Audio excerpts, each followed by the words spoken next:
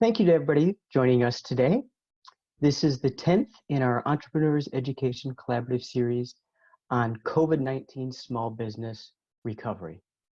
Today's topic, which is coming to you from about 12 home offices / elementary schools, is marketing to survive and thrive, a very timely topic as we're starting to discuss a slow reopening of our business environment. My name is Blake Martin, and I'm a member of the EEC, or Entrepreneurs Education Collaborative, and a SCORE Mentors volunteer. The Entrepreneurs Education Collaborative is hosting this series, and we're a collective effort of all of the community resource providers that you see in our logos in the background there. That's the Better Business Bureau, Catholic Charities, the Greater Omaha Chambers Reach Initiative, Nebraska Enterprise Fund, Nebraska Business Development Center, the SCORE Mentors of Greater Omaha, and the U.S. Small Business Administration. So an alphabet soup of local resource groups that are here to help you start and grow a thriving business, especially in times like this. We're cautiously optimistic in our environment today, right? Approval for more hospital testing, extension of the Paycheck Protection Program, and some talk of gradual easing of social distancing. At the same time, we're seeing a higher number of folks diagnosed every day in Nebraska and Iowa. So hopefully that curve will start to flatten here as well. We do commend you in this environment for continuing to remain engaged and finding ways to educate yourself like this in these difficult times. That's the best way to figure out how to adapt most quickly and accurately. We want you to know that the EEC is here to help at no cost the small business owners and operators that are determined to remain the backbone of our local economic recovery. A couple of housekeeping items, and then we're going to jump straight into our session. Remember to turn your phones to TASE mode. Close your other browser pages. That will help this play more accurately for you. And remember, turn off your video if you need to use the men's or women's room during this session. Whether you're watching and listening on this Zoom platform or on Facebook Live at facebook.com/groups/GOC.reach, please be aware that all participants will be muted throughout the session. We'll be checking questions through the chat room on Zoom and through the comments on the Facebook page, and we'll be answering those live, trying to get all of your questions responded to during this session today. And yes, the session will be recorded and posted just like all of our other sessions have been. With record bandwidth going on, we've had some challenges getting all the recordings up there real quickly, but we've got almost all of them up, and we'll get this one up here hopefully within 24 to 48 hours. Our next sessions, there's a second one today, as some of you may have seen, on the new Paycheck Protection Program that lenders just got the authority to start accepting applications for 2 hours ago. We're going to have a Q&A arranged with core bank executives who are small business bankers helping to make this second wave of the program go.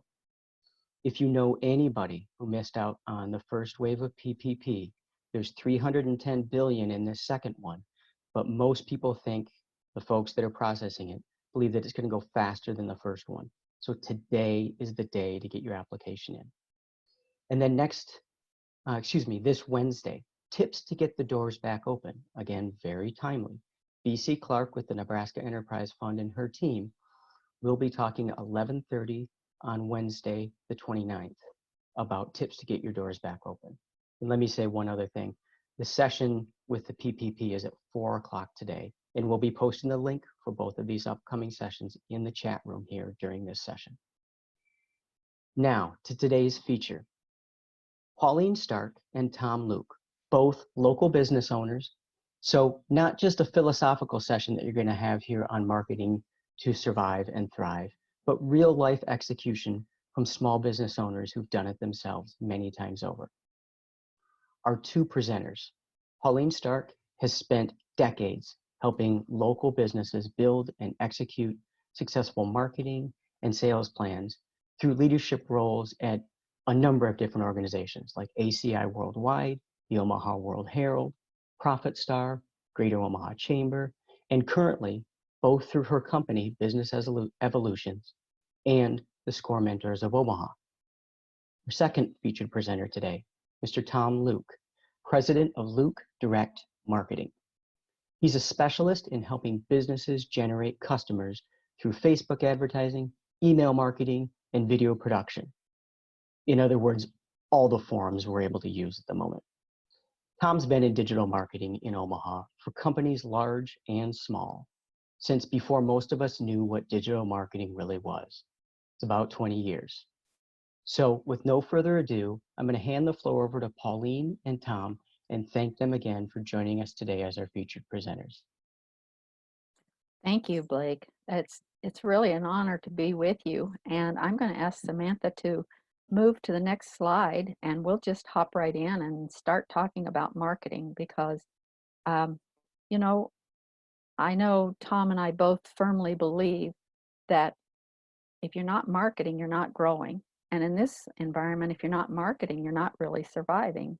So one of the real reasons you want to do marketing now is to make sure that people know you're still there and claim some of that awareness of mind. And you want to reach out to them in your business because there's some things that you can do to help them right now that shows that you care, that you're not just trying to sell something, but that you truly care about your clients and what their needs are. So when you think about marketing, think about how you can reach out and get into the minds of your clients right now.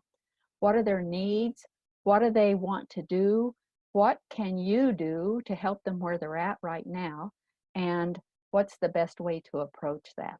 And so I agree with what Blake said. We don't want to do philosophical stuff. We want to do that stuff that's really going to help you do your marketing today and move right in. So we're going to hop in pretty quickly here, but I want to share a statistic that when Tom and I were talking about this, he shared with me that Secret Penguin came up or shared a comment on marketing that the businesses who continue to market through a crisis will generally end up 20% ahead. Those businesses that do not market during a crisis time will end up being 7% behind. So if you ever wondered, why should you do marketing in a crisis? Do you want to survive? Do you want to thrive? Because you always need to do marketing. You just may need to do it in a different way.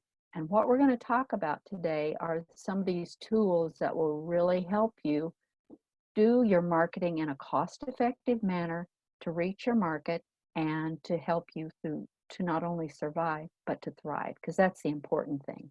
So we're really going to start off with Tom, and he's going to talk about email marketing and what we really need to look at on that. So Tom, would you help us out here? I sure would. And thank you everybody for having me on today.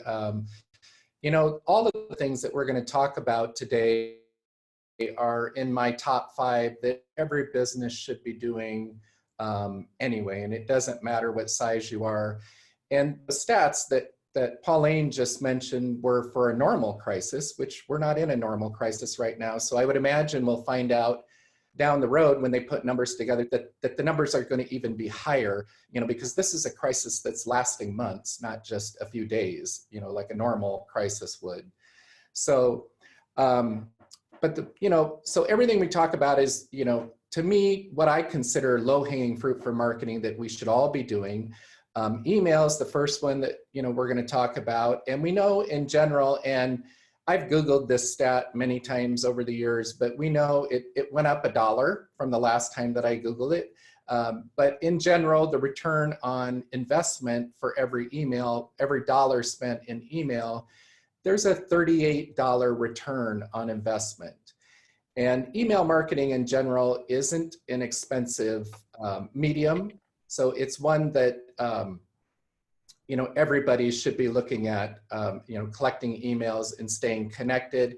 And it's one that you have good control over, you know, if something happens. So, you know, subject line is always the most important part of an email. And, you know, I'm a constant contact solution provider. So I have to educate every year and pass their test. And so I always look at their stats as well. So one of the stats that came from them was to limit your subject lines to 50 characters or fewer.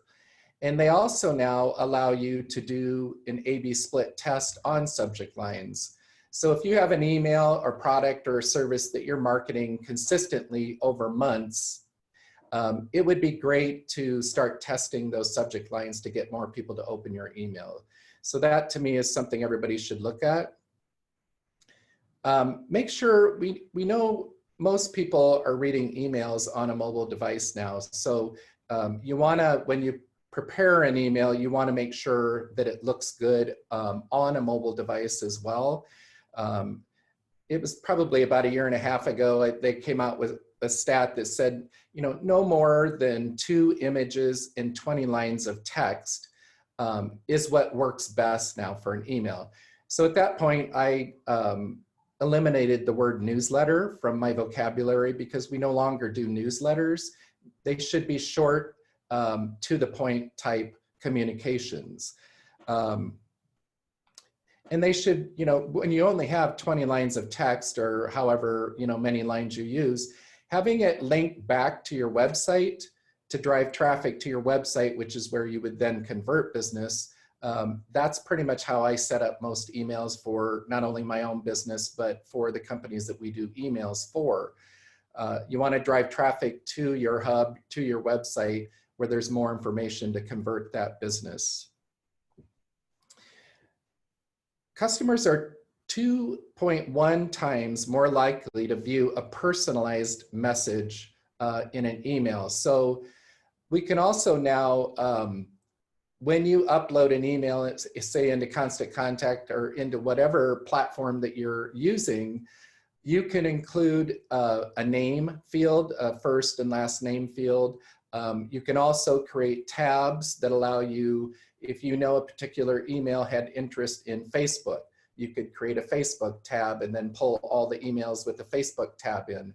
So being able to segment your list can really improve your return on investment. That way you don't want to send emails to your potential customers, prospects, or even your customers if they already have that service. So both personalization and segmentation are easily done now. So that's something that if you haven't moved into that level, that would be fairly easy to do and would have a significant impact on your emails. I used to do a ton of Facebook classes and webinars, and all the emails I would get from that, I'd put into my Constant Contact account, and I had an auto responder set up. So they allow you to do, say, 5 emails, which is how many I had in mind. So after that class, I would put all those emails from that class into my autoresponder. It would automatically start to send out the first email whenever I designated it, and then the second would go after that, third, fourth. Each of those autoresponder emails that were set up previous to doing that class had a purpose. So one email might give them information to get them to trust your business and so on, and you would give examples and others. And so you can set up an autoresponder, and that helps give them more information, helps build trust with prospects, and then you're able to convert maybe in that last email. And then of course you keep them in your consistent monthly email series that you just do in general as well. So I'm a big fan of autoresponders. I think they can really help you stay connected. It takes a little time to set them up and ahead of time, but once you have it there, you just edit them as needed. And like I said, I use Constant Contact. I just find their platform is, since it's all drag and drop now, it's super easy to use. And you could have the option to do it yourself, or you can hire somebody like Pauline or like me to do them for you if you don't want to do them. Some people just simply don't have the time to do their own emails. I personally struggle with that myself sometimes, when I'm super busy. So those are the things that I had written down. I know, Pauline, you had a experience, an email experience that you wanted to share. I do, because I always believe that if I can see it in real life, I can catch it, the concepts a little bit better. So I received this email and I've just been sharing it everywhere. So remember, guys, word of mouth is one of the best things that you can get. And if I send this to somebody that's in my group, they're going to pay more attention because they know me and we have a relationship. So I want to share this to you. And I know we didn't put it in this, but real quickly, I'm just going to give you a view of it. Okay. It started off addressing one of the things that Tom talked about, which was hit the issue right on. You know, you're not doing a lot of fluff, you're getting to it. And this email started out, it says, we're in quarantine or we're shutting down and I'm just checking in on you to make sure. Now this email came from Nick Crom at Spring Ridge Chiropractic. And one of the things is I'm on his email list, but I haven't used his services for probably 3 years, 4 years maybe. But email is so important, you guys. It's timeless. You want to nurse that email list and take good care of it and use it in your marketing. So this became a really important email to me because he addressed the issue that we're all facing right now. I'll bet a lot of you are working from home. And I'll bet a lot of you working from home don't have all of the office setup and comfort that you get working from at home. So it's going to cause some stress. Maybe you're working from the sofa. Maybe you're working from a desk that's crowded. Doesn't matter. But what this email addressed was the fact that, hey, I know it's not the normal. It's a crazy time. You're working from home. You might be getting that stress in the neck and the back. And so he addressed an issue that we all have when we're working at home and it's during this time. That was real important to me. That kept me getting more involved in what he was saying. And then what he did, we said, here's a solution I'd like to offer for you. And he had just shot like a home video. You know, it wasn't a real expensive video because that doesn't have to be. And he showed how to do this exercise with no real special equipment, but it would relax the tension in my neck and my back. Now, how valuable is that to me? Because I'm working from home just like everybody else, and I feel that stress. So he gave us a solution on it, and he addressed it right away. And then what he also did in this email that I liked was he's always about being healthy. And he also said, you know, sometimes we have to splurge. So he gave us this cool recipe, and I love recipes because I like to cook. But he gave us that recipe, just go and enjoy, he kind of said. And then he showed a really fun little video that was going around, nothing too bad or long, but it was something I could enjoy. Everything in his email, I got a message from each segment of it that meant something to me. So when you do an email, when you do a message, you're consistent. You had the problem, you had the solution, and he took top of mind awareness for me. I have forwarded his email to, I can't even tell you how many people, and I'm talking about it now because he did such a great job. The only part in here that he did that was remotely sales, and I would have been upset with him if he had not done it, was say, we're still taking care of our clients, and here's our website. Now, that's saying, I'm here to help. Here's a solution you can do right now. And he sent it out on his email.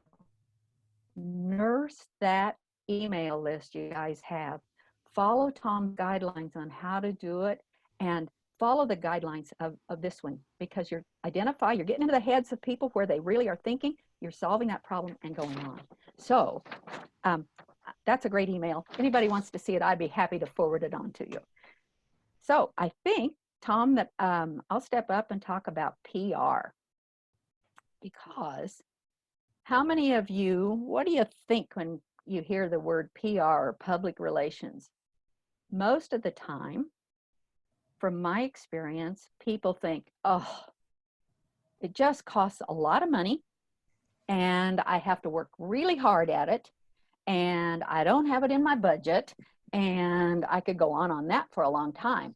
But one of the things I really want to do is help us all to get on the same mindset of what PR really is today.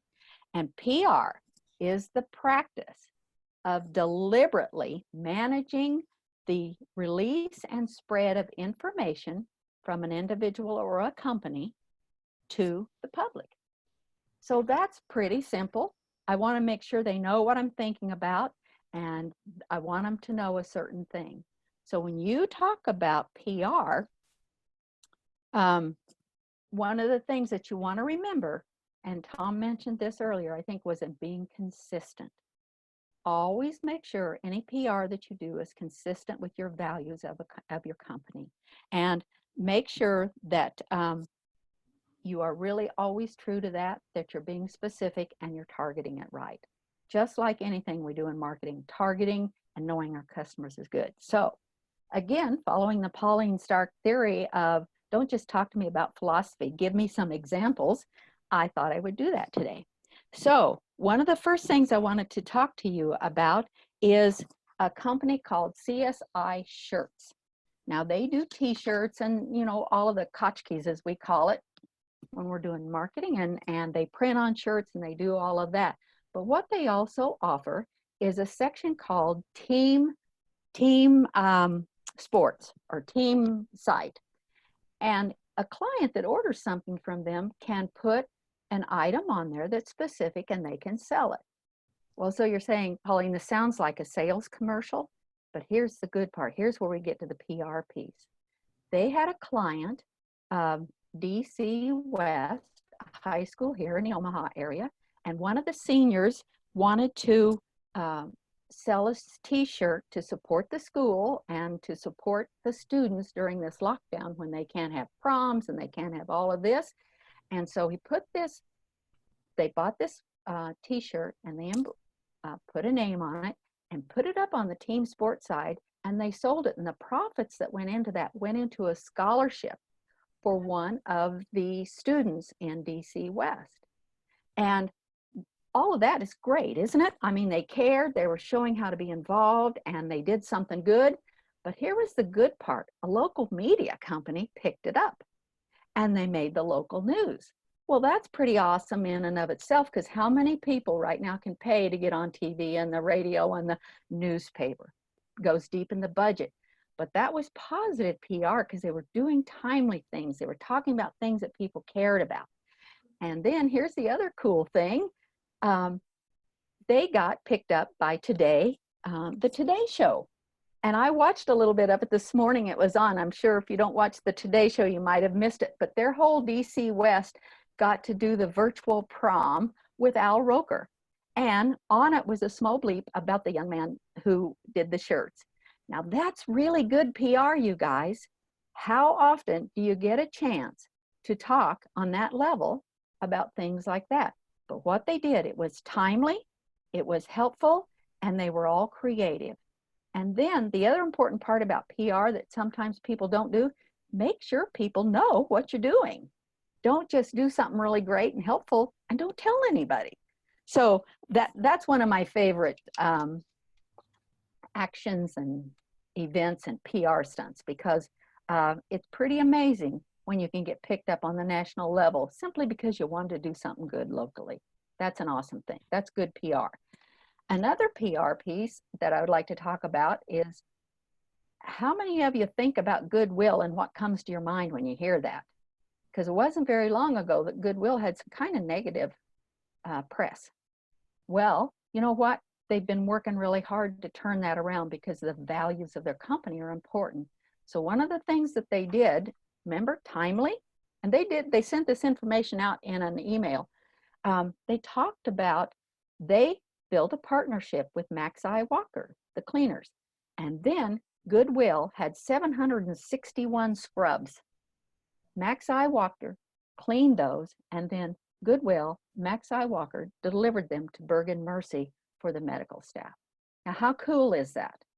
That's good PR, you guys.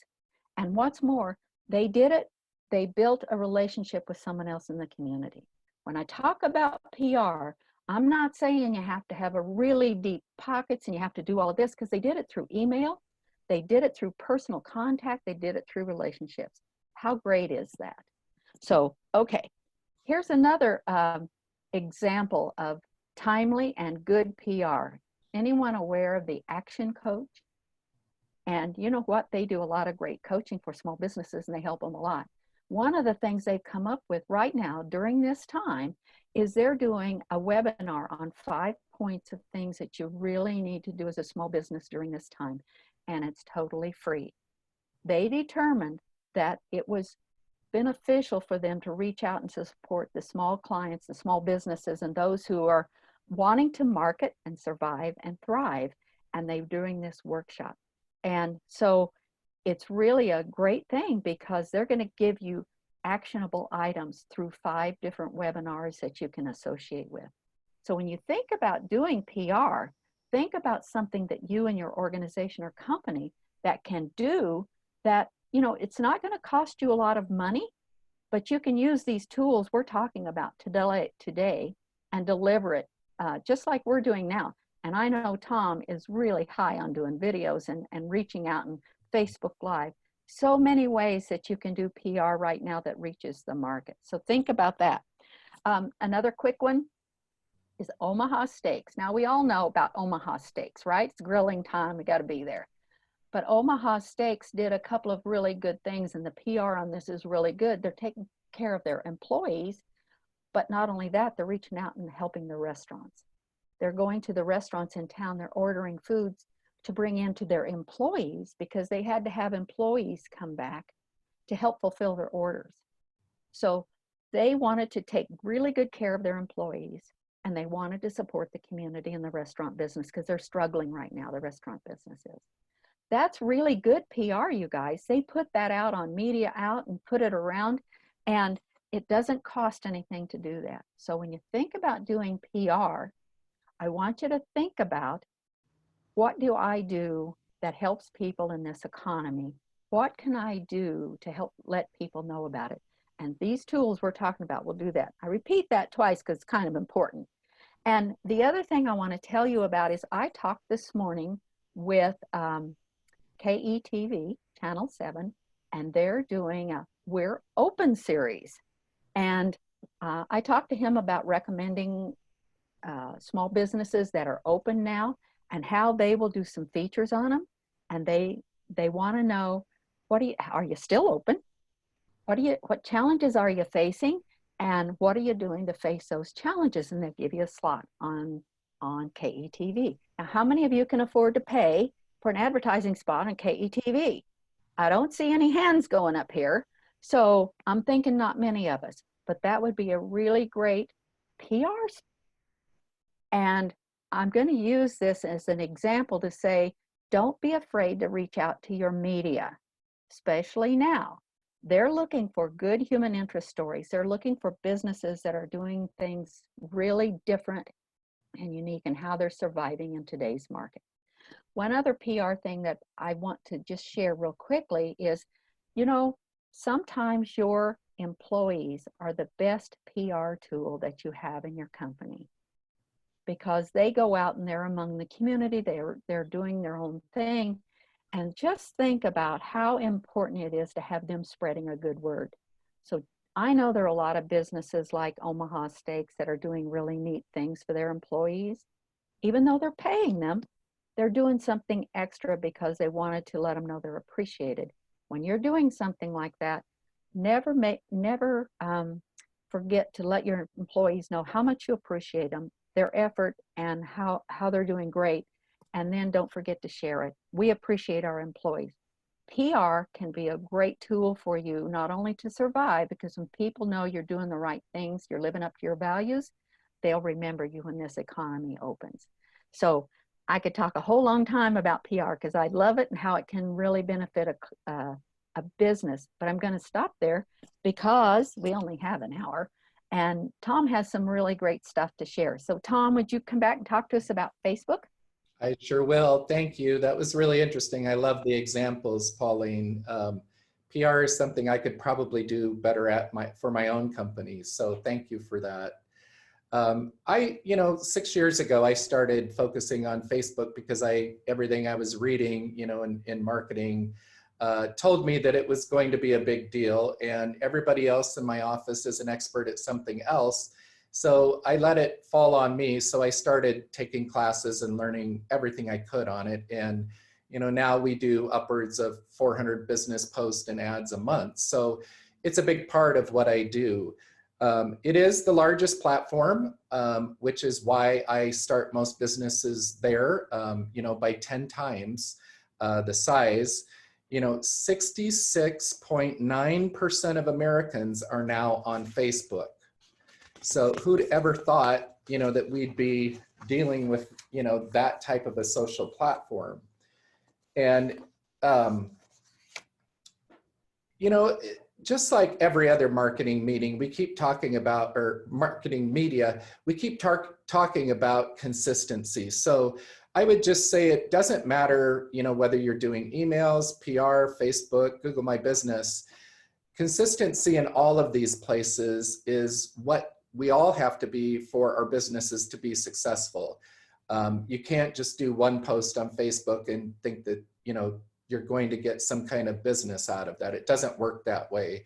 And I'll give you an example, of how that worked really well for one of my clients. But I would say if I had to pick one thing that makes Facebook better than every other social platform, it's the ability to do custom audiences. And I used to work for a company called Parsons Technology, which is now GoDaddy. And, we marketed software, and I would hire a company to come in and build a model, and they would overlay all this information, demographic and psychographic information over all the names. And then they would tell us out of 10 deciles, which ones would get us the best direct mail response. And maybe we would, number one being the best, and so on. So I could literally drop off like 3 or 4 deciles, the bottom deciles, and it would improve my response rates and the amount of return on investment from that mailing. Facebook builds those audiences for free for us. I used to pay $15,000 to build a marketing model for direct mail. So, basically a custom audience is where I could build an audience on anybody who has engaged with your page for the last year or the last 6 months. And then I can build another audience on top of that and just find the people who look just like them in your target area. So I can take it to a whole nother level. So there's many different kinds of custom audiences that make Facebook, to me, of all time, the best place to target market. Just because of the abilities you get through custom audiences. There's nothing else out there like it. And I think everybody else is trying to catch up to that right now. So, if you get anything out of this today, look into custom audiences. And if you have several hundred followers on your page, you can start to build some amazing target models that you can either boost your post to or target your ads to on Facebook. Traffic on social media is up 50% right now. So I knew right away when I heard that Facebook, was big, and I've brought on business during this time as a result of that. People know that everybody's on social media right now, and Facebook, especially. So now is the time for you to boost your posts or to do ads, just because there's more coverage there right now. So, it's interesting how it took a crisis for people to realize how important social media can be. And I found that really interesting that it's now, something everybody would want or needs, to keep your business going during this crisis. After the whole data breach from Facebook last year, they've really tightened their policies down. So, if you're going to do ads, either boost post or do ads on Facebook, make sure that you review Facebook's ad policies. I can't tell you how important that is now. There's certain things you can and cannot do, and you need to know for your type of business, what you're allowed to do and what you're not allowed to do. Finance is a little more difficult. Massage would be one that sticks out for me. There's certain things you can say and can't say, as far as body parts, and employment could be a challenge. So there's different types of businesses that really are policy driven on Facebook, and you have to really know what you're doing so they don't shut you down. So I would just say, you just Google Facebook ad policies and you'll be able to read through all their policies. And I have to read them all the time because they could be somewhat general, but it gives you an idea of what you cannot say. So that's something I have to live by. We do a monthly strategy. So for any of the businesses that we work with, we basically ahead of time prepare their post a month ahead, and by the third week of that month, we're then sending those posts out for businesses to review. And that way we can actually have a strategy around what works for each month. Now I will say I had to rewrite a lot in April just because of COVID changed everything. So some of the messages that we had written already in March were no longer valid. And we had to change a lot of that on the fly. And luckily, most of the people I work with, I've worked with for quite a while. So they just said, do what you need to do. So that's what we did. But I would, the strategy that I use or that the writers use is what I call a 20-40-40. So we actually try to sell a product or service 20% of the time. We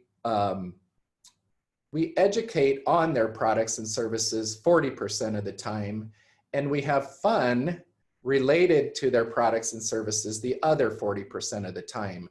So that could be in the form of a meme or a GIF.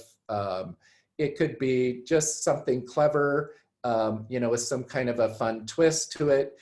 Think about when you're on Facebook as an individual, what attracts your attention? And usually it's something humorous or clever. So, that 40% is big on Facebook. It's a social platform. So having fun, is part of that equation. So, I would strategize using a monthly calendar though, ahead of time. Maybe you have, that allows you to have specials coming up and those types of things. The number one best way to engage overall on Facebook is to do a live broadcast.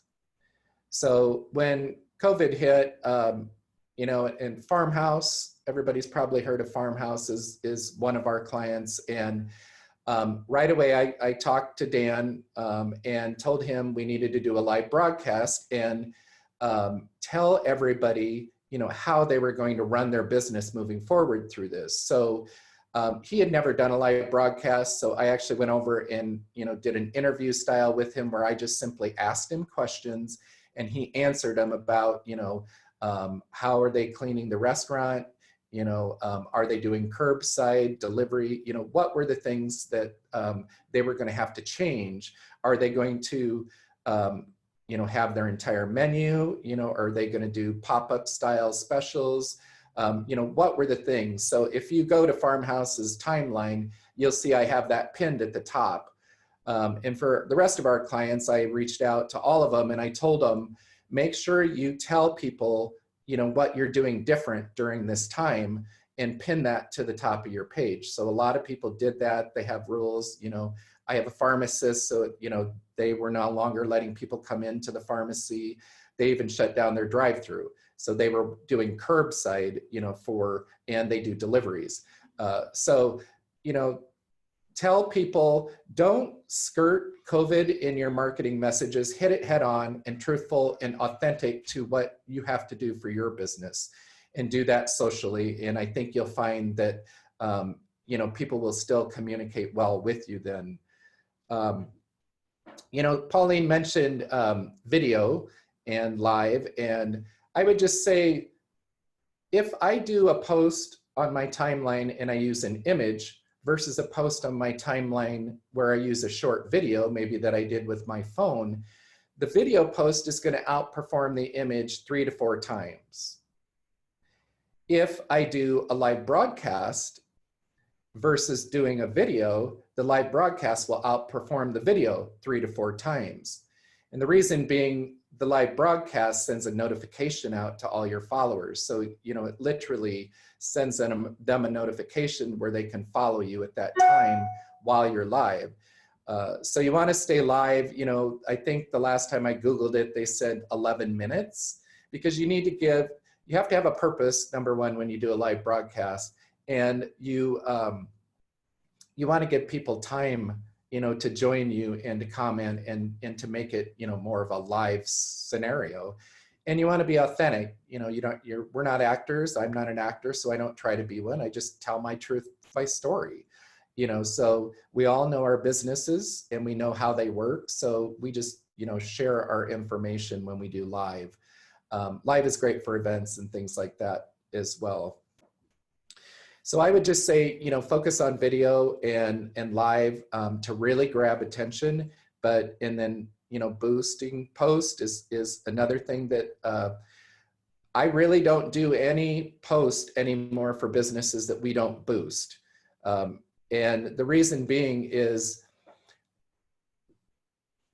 you know, they only show, if you put a post on your timeline and you don't boost it, it only goes to probably 2% of your followers. So it's not really enough to engage.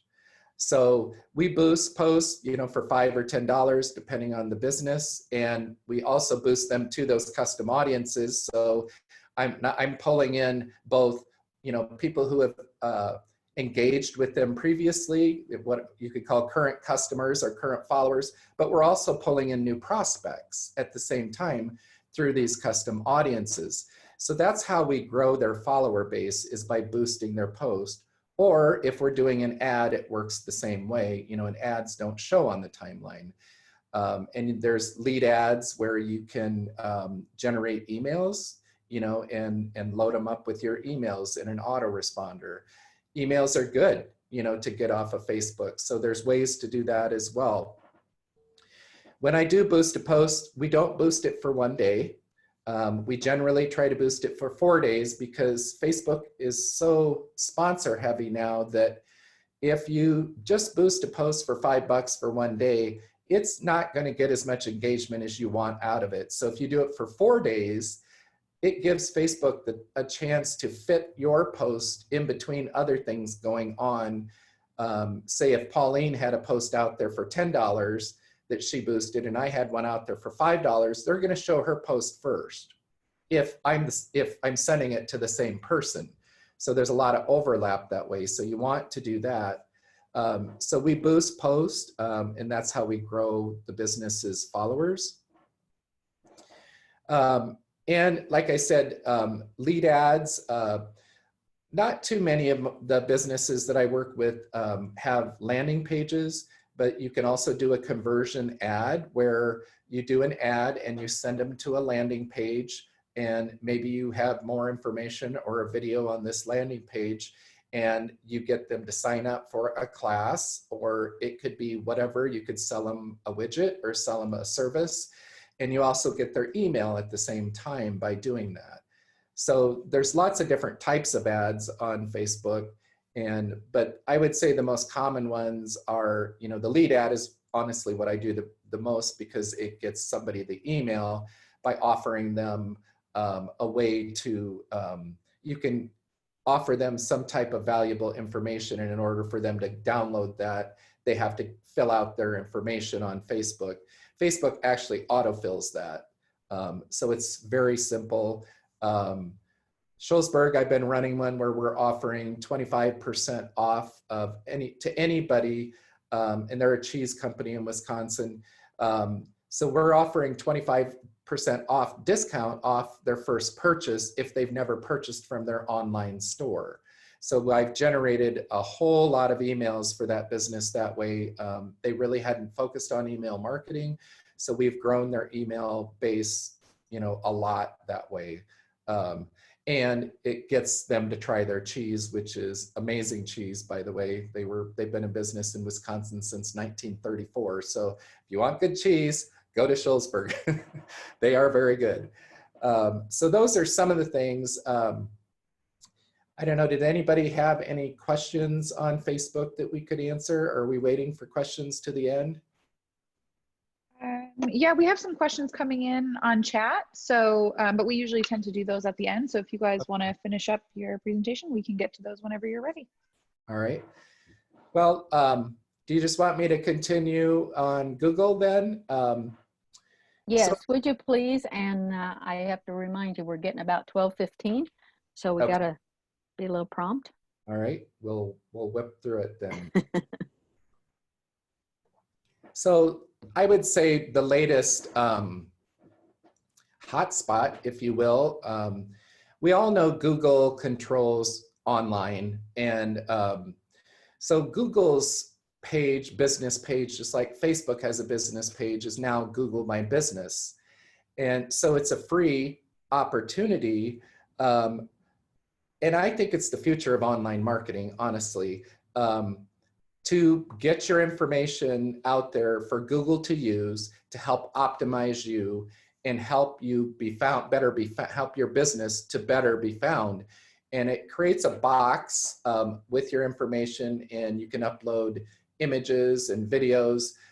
So it gives a snapshot of your business to anybody who's searching for the keywords that you might have put in your Google My Business page. So it was created to connect businesses basically with local consumers. So if you haven't looked into Google My Business, I would highly suggest that you do that. It is a service that we're offering as well, where if somebody's just not technically able to do that, we can help them out with it. But I think if you just Google My Business, you'll find that you can fill out all the information. You have to claim your page. And it's again free, but it puts you on a global map, literally, so that when somebody searches, it's going to bring your business up because you're offering information to Google that's allowing them to show your business in a great way. You can update your listing, and it allows customers to effortlessly find you when they see that information. And it gives a really nice snapshot, and it also allows them to go direct to your website from that information box, that you provide. It's a great first impression, and you can upload images to your Google My Business page, and those images display with it. So you want to choose those very carefully to make sure they're seeing the right image of your business, from like Pauline talked about PR. So you want to make sure it's the right look for your business on your Google My Business page as well. We offer search engine optimization for websites here. We have an expert, in our office that does that, Jamie. And so this is another step that helps your optimization for your business. So you can optimize your website, and there's 30 some things that you can look at, to help better that to be found. But you can take it to the next level and, do your free Google My Business page, and it helps you even more. So the combination of those two things is very powerful for a small business to be found. So, and customers can leave you reviews, on your page. And as we know, more and more online reviews are very important. So, and often, we had a win with a customer, and I asked them to put I just sent them the link to my Google My Business page for them to do a review. So those reviews really help your optimization as well. And that snapshot that somebody sees of your business really gives them a big picture insight to your business right away, just like your website with. And so there's, I see marketing companies, now marketing Google My Business, and they're saying it's even more important than your website. So, that kind of caught my attention. So I've been putting a lot of energy into Google My Business, both as a service and also Google AdWords, which, we're not going to do today, but Google AdWords, just like Facebook, is very powerful to market your business. Google AdWords can maybe be a little more costly, but it works very well at the same time. But you really have to know how to set those up to do a good job. So So I would just say, if you haven't done a Google My Business page, make sure you look into that. It's again, a low-hanging fruit that you can easily put together that'll really help your business be found online. Thanks, Tom.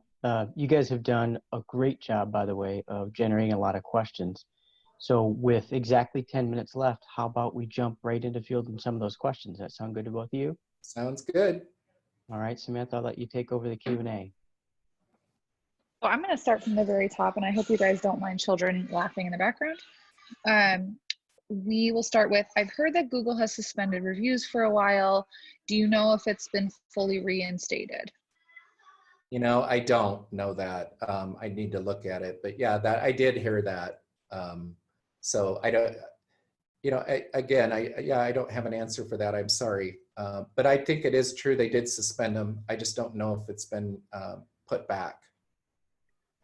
Sure. Next question is, do you recommend Facebook marketing for B2B? Absolutely. I do think we kill it for a lot of B2B companies on there. One that I can think of is Insightful. They're a list company. We're doing very well, for them on there. So like I said, 66.8% of Americans are there. So even the business owners are there. So you have to imagine it is very good. If I'm selling like Farmhouse food, or I'm selling Schulzberg cheese, it's a little more consumer oriented and we can really make things happen. But I still think every business to business should have a presence here, and you can make it work. The real success for B2B is to consistently get a lot of followers, so it takes a little time for success, but once we can kick in those custom audiences, we can do some real damage. Great. Our next topic here is, what's the best way to present coronavirus prevalence data about local areas such as Douglas County to make customers comfortable about upcoming reopenings, especially with restaurants? Well, just post your authentic, truth to where you're at. And I would just say that's what I'm telling all my customers. I have several restaurants, so I'm just telling them to be honest about where they're at, and we pin that to the top of their page, and if we need to change it, then we just edit it and change it. I would add to that too. I think it's good to reinforce the things that are being done to help keep the public safe during this reopening, the steps that are being taken. And then again, we all know we need to be 6 foot apart and we need to wash our hands for 20 seconds and all of that. But just remind them that the face mask, the washing of hands, the distancing, it isn't really going away, but the stats are here. They are what they are. We can't change them, but there's things we can do to make our lives more safe and to make reopening a lot safer and more effective for everyone. And so I think taking the information and wrapping it, putting it with some positive steps and things to do is very good. Great. And this one relates specifically to the Facebook marketing content posting. Monica asked, how many times should you post for the 20-40-40 ratio for Facebook? 1 post daily, ? It just depends on the size of the business. Most small businesses, we can get away with 3 posts a week because we're boosting them for 4 days. So they, it keeps them going round the clock. They always have something out there. For the larger businesses, Farmhouse, Futuramics, Elmwood Pharmacy, we post daily for some of those larger businesses. So I would say the business size matters, and budget. Some people have a larger budget available to them. So that's how we gauge that. Most businesses right now, we can get away with 3 posts a week. It's just the larger ones that are driving a lot of revenue. You'll want to do more than that. Perfect. Bill asked, what's the best marketing strategy for marketing nationwide or even globally? Is YouTube the prime venue for this? Wow, YouTube is really making strides, and they have live as well now, and they're adding a lot more tools. I'm not a YouTube expert, but I know Facebook is worldwide, and I think that you can do a lot around the whole world there as well. Great. And then another one about platform specific is, what do you think about marketing on LinkedIn? I think LinkedIn works very well, especially for if you're in sales or B2B, working in the groups. It's actually on my hit list to do a better job because they're really, they've really come a long ways. And I think they're going to, everybody's trying to keep up with Facebook. So they're all developing new and better tools. So if you're in sales, I would be on LinkedIn for sure. And you'll want to make those connections. But again, consistency works everywhere. So if you only have so much time, you'll want to be really good at one platform first. And that's kind of how I look at it. This is an interesting one. Mark asked, as we've already been in email contact heavily with our clients, can it be overdone? Yeah, if the people that are opting out of your emails, if you start to see that go up, then it's time to back off a bit. So, the reporting, at least on Constant Contact, they tell you how many people opt out of your emails. So if you see the percentage going up, then yeah, you're probably inundating them a bit too much. I think it's also important to look at what they are opening. If you have different topics that you're sending out, see what they're focusing on, what they pay attention to, and what they do not pay attention to. That would also give you a guideline. And also list segmentation might be a good idea for that business, where maybe you start to segment your list better, so that maybe you're not sending out one email to everybody, but maybe you start to segment depending on, I don't know who this business is, so I don't know how many different products or services they're offering, but that might be something to look at. Great. Well, so right now that's the current list of questions from Zoom group chat. I think we have someone monitoring Facebook. So if there's any questions on Facebook, we'd love to get those taken care of now as well. Or if there's anyone on the fence who's wondering if they have a silly question or something they're nervous about asking, you can send it to me privately if you don't feel comfortable sending it to the whole group. But this is kind of our last call for questions here. While we wait for the last call for questions, may I offer up something I found when I was doing a little bit of research for our talk today, is that Google has put out a Google COVID-19 marketing strategy playbook. And that might be something that would be very helpful for you. Just Google it, on Google, but it's a marketing playbook. It'll give you some good ideas. Yep. And Facebook did two things, where they're offering grants that you can sign up for, and also gift cards. So you can buy a gift card to help support a local business. Looks like we have one that came in from Facebook whenever you guys are ready.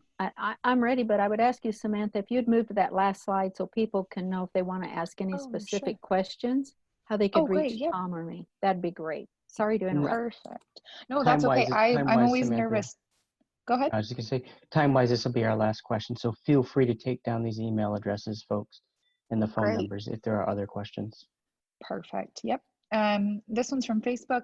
Nancy asks, if you have a moment, can you talk about Alignable? I keep getting requests and information, but I really don't get what it is.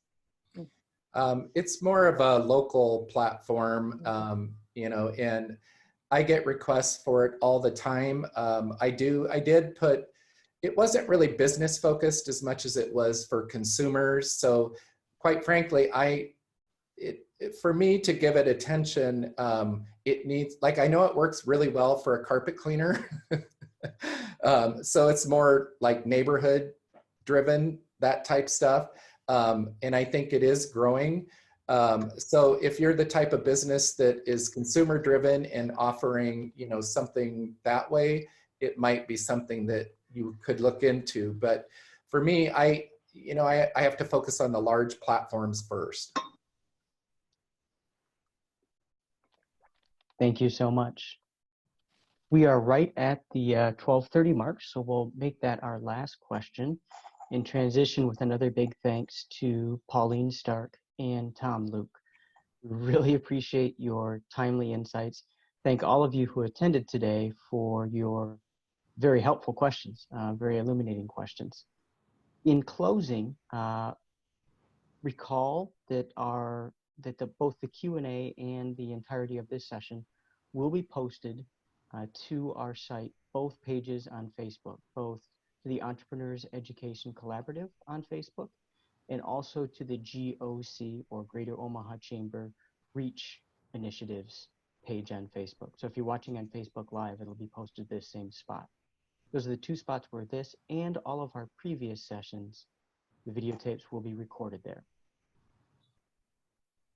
2 other sessions are coming up. We've posted that a couple times in the chat room here, and that will be on the same social media sites. The next session is 4 o'clock today, a very timely update on what is going on with the Paycheck Protection Program that just launched a couple hours ago. We'll have some small business bankers doing a Q&A. So please share that link to this session if you know anybody that missed out on the PPP the first time around and needs information on it, because it will run out, most experts predict, more quickly than that first round ran out. And then we're also having a session on getting your doors back open this Wednesday. Also, the link is posted to the chat box there and will be on our social media. Thank you all once again for joining us for this session in the COVID-19 Small Business Recovery Series from the Entrepreneurs Education Collaborative. We hope to see you all again later today and then again Wednesday. And again, a final thanks to both Pauline Stark and Tom Luke. We very much appreciate you sharing your expertise today. Thanks, Blake. Thank you, everybody. Have a wonderful day. You too.